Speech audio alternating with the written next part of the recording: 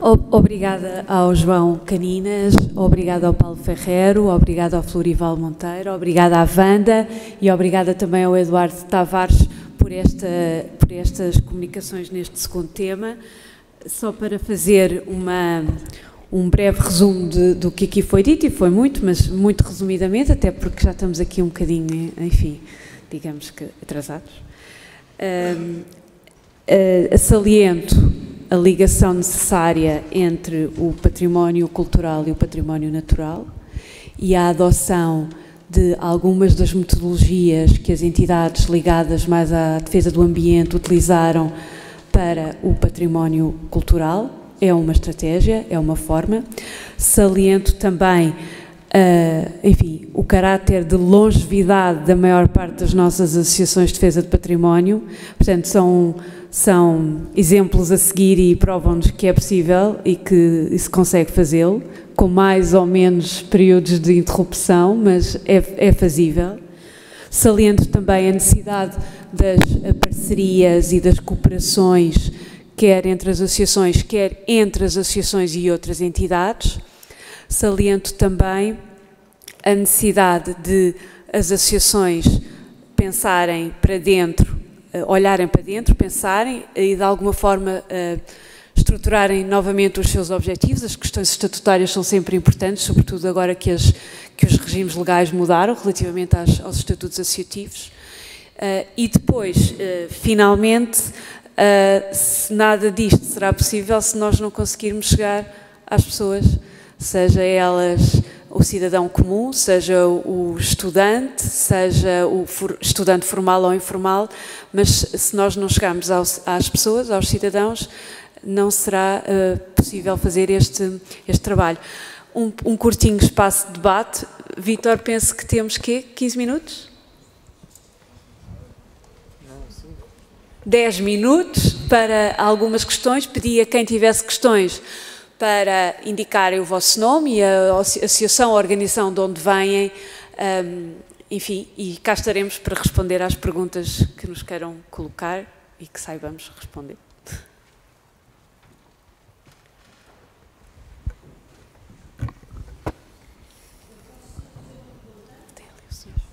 Claro. Boa tarde, obrigado pela palavra. Sou Pedro Pereira Leite, do ICOM, Portugal. E vinha aqui colocar duas questões. A primeira diz respeito a uma estrutura que existiu em tempos, que era o Observatório das Atividades Culturais, que penso que é muito importante que ele continue a existir, noutro modelo onde as associações, as ONGs tenham lugar e que possam, porque uma parte deste conhecimento que existe aqui nas ONGs pode ser disponibilizado de forma pública através do apoio das organizações locais. Portanto, é preciso um outro observatório que parta da realidade local e que dê um panorama daquilo que está a acontecer. Uma segunda questão diz respeito a um enunciado, que é um enunciado constitucional do direito da cultura. Ele existe no nosso ordenamento jurídico português, mas que tem uma outra componente que é o direito de participação e que hoje todos nós sabemos que não existe. A questão é, portanto, como é que nós vamos transformar este dever de intervir na defesa do património, de intervir na cultura, como é que podemos fazer isto? Portanto, isto é uma questão genérica para os participantes. Obrigado. Alguém quer responder? João, tu? Não? Alguém quer responder? Paulo? Então, eu respondo à segunda pergunta e venho um bocadinho naquilo que, como o Paulo Ferreiro terminou a intervenção dele. Enfim, isto só é possível se nós nos associarmos e agregarmos. Enfim, defender o património cultural, como é que nós podemos fazer isso? Enfim, procuramos a associação mais próxima de nós, ou aquela com a qual nos identificamos, inscrevemos, pagamos as nossas cotas, já agora, não é? Mas pagamos as cotas, inscrevemos e participamos ativamente em todas as... Isto quer dizer que temos que ir às Assembleias Gerais, que podemos fazer e devemos fazer ouvir a nossa voz, participar em todas as atividades ou propostas que as associações estiverem para nós enfim, e assim conseguiremos criar um movimento mais, enfim, uma ação mais forte. Mas temos que o fazer, e isto não... é engraçado, eu pertenço a esta associação e tal, mas nunca lá vou. Ou não vou às atividades, ou como tantas vezes nós ouvimos dizer, mas eu não faço nada naquela associação, portanto vou deixar de ser sócio. Não passa por aí, eu acho que passa exatamente pelo caminho oposto. Participar, participar, participar. Estar presente e participar. Pode. O Florival também quer dizer aqui uma coisa. Nós em Beja temos um dever. E o que é engraçado é que nós tínhamos um nome tão comprido como Santarém, agora é só a ADP Beja, porque ninguém conseguia dizer nada do que era aquela associação. Mas temos muita gente que se dirige à Associação de Património. Inclusivamente, não sei se têm conhecimento, aí há uns tempos houve um movimento Beja Merece. É que nós nem temos comboio praticamente, temos uma automotora dos anos 50, começou-se uma autoestrada ou uma IP e não se concluiu, temos um aeroporto que está praticamente fechado porque os sucessivos governos não querem pôr o aeroporto a funcionar. Para onde é que as pessoas se dirigiram, os cidadãos se dirigiram? À Associação de Património. E então a Associação de Património foi o organizador desse Beja Merece, que agora está mais ou menos a irromper, que as pessoas estão com uma revolta danada e querem começar. E nós, a partir daqui, vamos para os órgãos políticos regionais, obrigatoriamente. Mas é por pressão da própria população.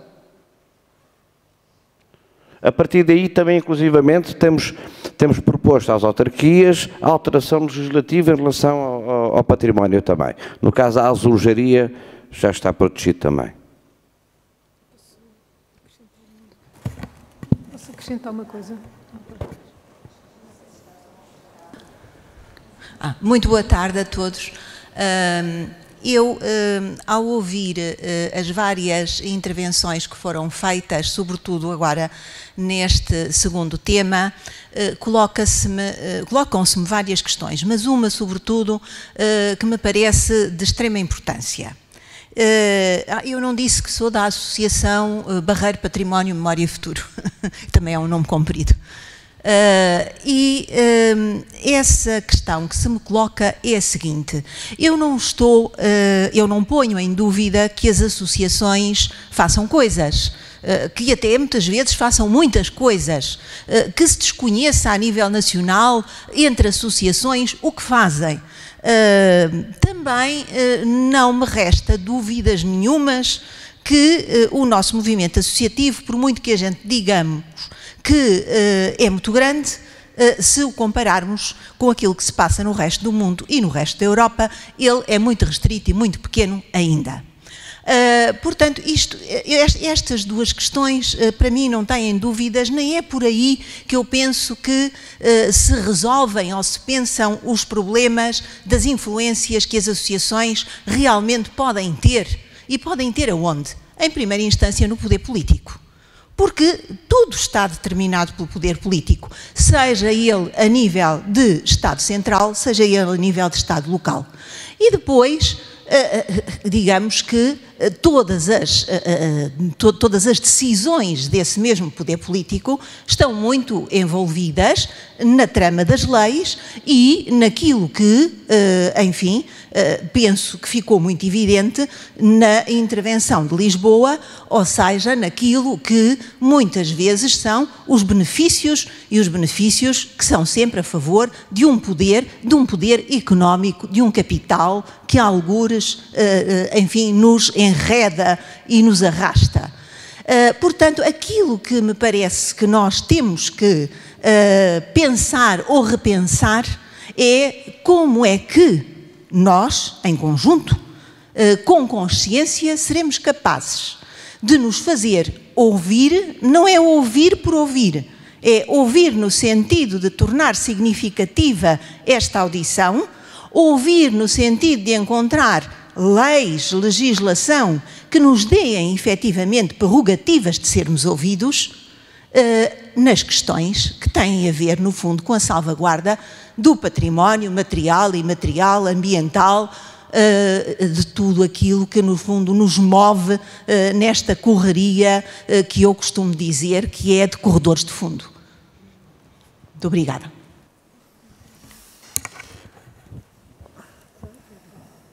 Boa tarde. Eu queria introduzir uma questão que não sei se lhe responde, mas que também vem na sequência da pergunta anterior. Parece-me que isso foi dito hoje em relação ao inquérito que foi distribuído pelo Centro Nacional de Fundações, quando as associações e as fundações são questionadas sobre qual é o problema principal que encontram para a sua atuação, deparamos com uma resposta maioritária e que é a falta de preparação da população ou a falta de consciência da população do valor do seu próprio património.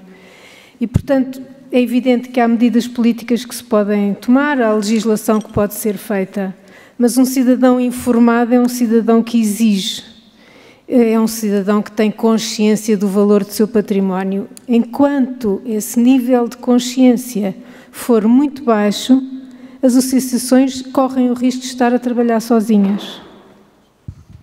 Bom dia, chamo-me Adriana Jones e sou da Associação de Defesa de Património de Sintra. Somos uma associação de 1981. Eu peço desculpa de não ter estado logo no início, mas há pouco ouvi algo que ficava grata que nos fosse explicado. Falou-se aqui em novos regimes legais dos estatutos das associações. Gostaria que nos fosse dito alguma coisa. Muito obrigada.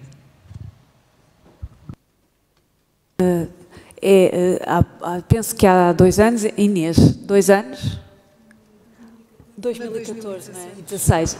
De 2014 e de 2016 foram revistos as necessidades legislativas que regulam as associações e, portanto, isto tem alguns impactos a nível dos estatutos que as associações têm que ter para estarem a funcionar dentro que é o quadro legal ou o regime legal.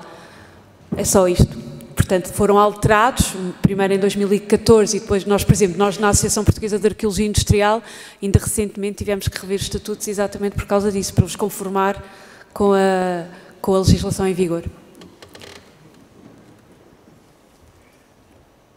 Muito breve, acho que devo fazer alguns comentários em relação ao que foi dito e dar algumas pistas. As associações são de diversos tipos, profissionais, técnicas, de base. Pessoalmente, incomoda-me sempre quando dizemos nós estamos a trabalhar, mas a população não nos acompanha. Nós somos a população, nós somos os cidadãos. Não vale a pena. Ou somos capazes ou não somos capazes. Isso é uma mensagem. A outra, muito importante, para a representatividade nos órgãos nacionais, em termos consultivos, a organização em rede, que penso que é o projeto deste fórum, não é? E por estas associações que o compõem. Porque para participar ou no Conselho da Cultura, a nível nacional, ou em conselhos locais, etc., tem que estar organizado, porque senão depois também não há argumento para o poder político não ir, ou não ignorar, ou não ir buscar uma associação singular por escolha singular de quem está ali naquele momento. Portanto, esse é um aspecto. O outro é a informação do 0,5% para a cultura. É pouco, começou este ano, acho importante, vamos ver, e eu acho que é muito importante. O processo é muito simples, nós próprios, Centro Nacional de Cultura, estamos a fazê-lo, é muito simples, vamos ver o que resulta, é preciso depois fazer também militância para isso. Sim, ter declaração de interesse público é importante, mas isso também penso que é possível com alguma antecedência, deve ser, quem quer o interesse público tem que o manter atualizado anualmente e fazê-lo junto do próprio Ministério. A outra é que é essencial pertencer a redes e fóruns internacionais, quer de tipo organizativo, mais como a Europa Nostra, que certamente hoje aqui irá ser muito bem representada e conhecerão um pouco mais, quer mesmo em redes específicas, onde cada um de nós, redes de investigação, etc., é preciso ter uma dimensão internacional. Isso é muito importante. Depois o observatório, essencial, de grande pertinência à observação que aqui foi feita. É preciso que haja um observatório. Penso que a vocação já não é de uma rede de associações, a não ser que uma delas tenha uma vocação de investigação e faça parceria com uma universidade, que o observatório que existiu era exatamente ancorado numa universidade e em investigadores e com uma missão e com custos diretamente atribuídos, mas é importante que venha a existir um observatório. Há vários observatórios sectoriais, isso penso que é outra questão das universidades, vários observatórios sectoriais que provavelmente se trabalhassem em rede podíamos ter um conhecimento mais direto do panorama. Desculpem o tempo que vos fiz gastar. Obrigada. Graça, quer dizer alguma coisa? Só muito sucintamente e agradecendo as comunicações que me parece que foram excelentes pela sua diversidade e pela sua assertividade, em alguns casos um pouco desconcertante, mas também chamando-nos à realidade dos factos. E eu tocava, apenas tocar em 3 aspectos, precisamente começando pela questão das políticas públicas, porque afinal quando falamos de património falamos de políticas de património e falamos de políticas públicas. Aliás, até mesmo neste caso do observatório era uma questão de política pública, não era uma questão apenas de uma opção de uma universidade ou de investigadores. E eu penso que os aspectos levantados aqui pelos oradores trazem-nos questões fundamentais que me parece que estão em cima da mesa. Um deles é, de facto, nós olharmos para o património, para o ambiente, de uma forma holística, incluindo as pessoas, naturalmente, não é? E, portanto, eu penso que a base territorial da organização, mesmo para aquelas entidades que, como nos foi aqui demonstrado, independentemente do estatuto da associação ou de fundação, implica organização, implica plano, implica as pessoas saberem muito bem o que estão a fazer para o que estão a fazer. Portanto, eu acho que também aí as questões, quer o João Caninas, quer agora o Eduardo Tavares e em geral a mesa nos trouxe, que é as associações e as entidades que se organizam para intervir sobre os patrimónios, informarem muito bem as pessoas daquilo que fazem. Portanto, aí eu acho que é, desde logo, um aspecto, enfim, e nós mesmo, a nível da APAI, neste momento, sabemos o quão é importante não só voltarmos a organizarmos-nos, como dizermos às pessoas o que estamos a fazer, para que é que existimos. Isso parece-me realmente fundamental. A questão da participação, se me é permitido recordar que, entre outros aspectos legais, e enfim, voltando a relacionar com as políticas públicas, nós temos de facto muita legislação e, por exemplo, conhecer toda a legislação relacionada com o ambiente, com o ordenamento do território, com a arqueologia, com o património, com os parques, com as paisagens, já nos dá uma trabalheira enorme, não é? Dá-nos uma trabalheira enorme.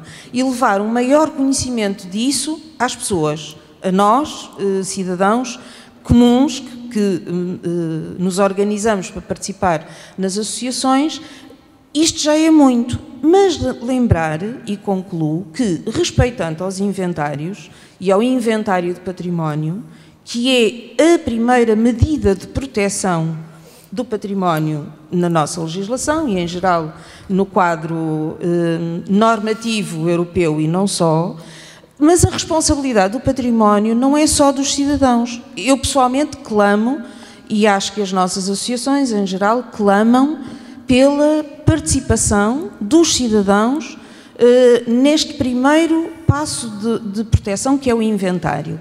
Mas há entidades responsáveis e nós sabemos quais são. Portanto, eu acho que não basta fazer discursos muito positivos e interessantes nas aberturas dos encontros, é preciso que nós exijamos, nós que já estamos organizados em associações, e levar outras pessoas a exigir dos organismos públicos, autarquias, administração central, regional, etc., que cumpram aquilo que está na lei. E os inventários de património estão na lei.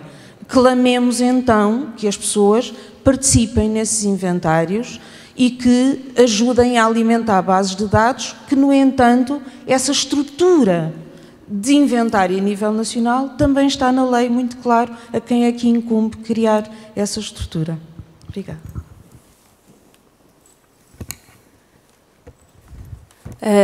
Terminamos então aqui, damos por encerrada esta sessão de debate. Eu apenas queria acrescentar uma coisa àquilo que disse a Graça Filipe. Não só está o inventário na lei, como está a presença das associações nas estruturas de decisão. Portanto, nós também estamos lá, no artigo 10º da Lei 107, também estamos lá.